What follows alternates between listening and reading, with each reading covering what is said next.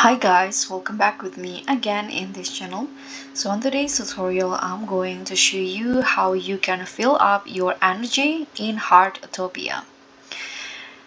So if you guys are running out of steam while farming, mining, or exploring, so having low energy slows you down and can even stop you from using your tools.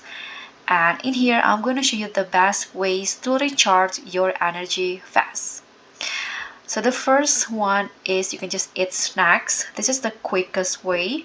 So you can just open your backpack and hold or click on apple, orange, or maybe blueberry. Here I'm going to just use apple. Now you can just click on eat and it will automatically fill up your energy. You can also do the same with orange or maybe other foods. And next, you can also take a nap. Sorry, you can go to your home